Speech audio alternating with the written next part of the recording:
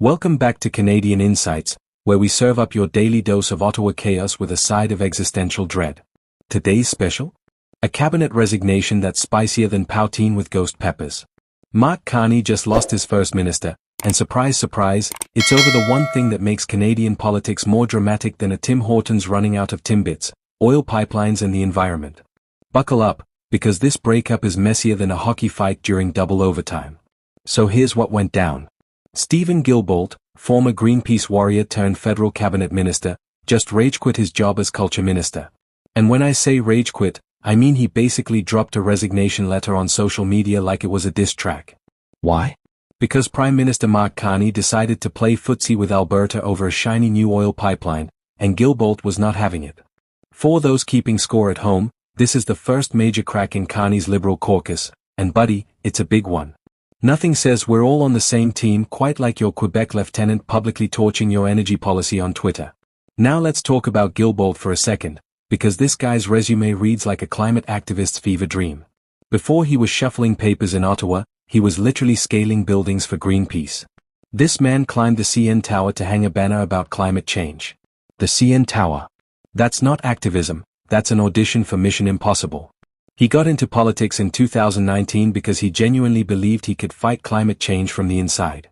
Cute, right? Under Trudeau, he served as both Heritage Minister and Environment Minister, which is basically like being the person who plans the party and then has to clean up after everyone trashes the place. But here's where it gets juicy. Guilbeault wasn't just any minister.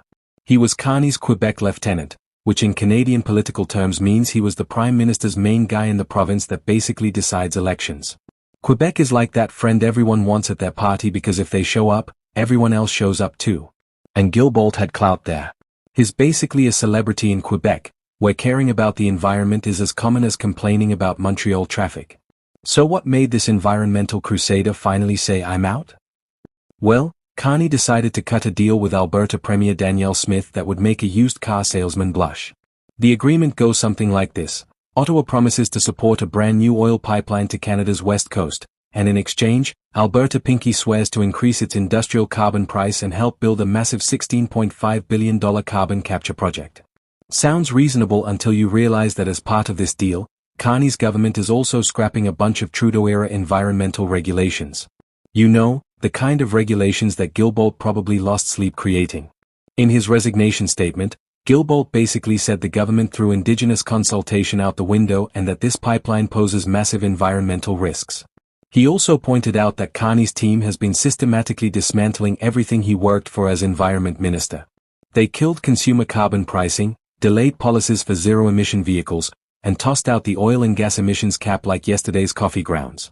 Imagine spending years building something, only to watch the new boss take a wrecking ball to it while you're still in the room.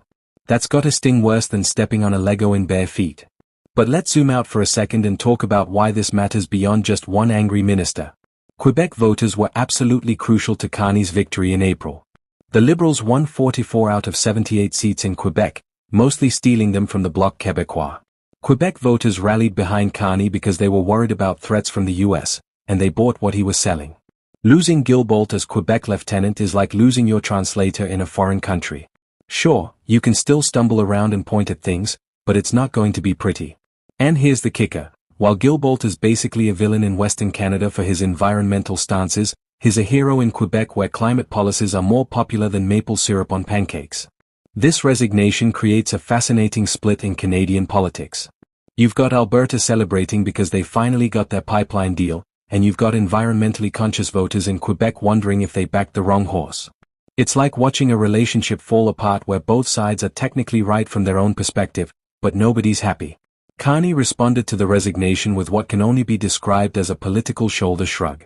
He thanked Guilbeault and said something about appreciating different perspectives, which is politician speak for we're going to pretend this isn't awkward. He also noted that Guilbeault will stay on as a member of parliament in the Liberal caucus, which means future cabinet meetings are going to have the vibe of a dinner party where everyone knows two people just broke up but nobody wants to mention it. Now let's talk about what this Alberta deal actually means. Danielle Smith, who's basically become the poster child for Western Canadian oil interests, managed to extract major concessions from a Liberal Prime Minister. That's like convincing a vegetarian to open a steakhouse. In exchange for raising industrial carbon prices and investing in carbon capture technology, Alberta gets federal support for a pipeline and fewer environmental regulations. Carbon capture, by the way, is that technology where we try to catch greenhouse gases and store them underground, which sounds great until you realize it's basically the environmental equivalent of sweeping dirt under the rug while promising to deal with it later. The timing of all this couldn't be more Canadian if it tried. We've got a new Prime Minister trying to balance environmental promises with economic realities, a province that thinks pipelines are the solution to every problem, and a Quebec minister who climbed the CN Tower deciding he's had enough of compromise. It's like watching someone try to juggle chainsaws while riding a unicycle on a tightrope. Sure, it might work out, but you're mostly just wondering when the disaster is going to happen.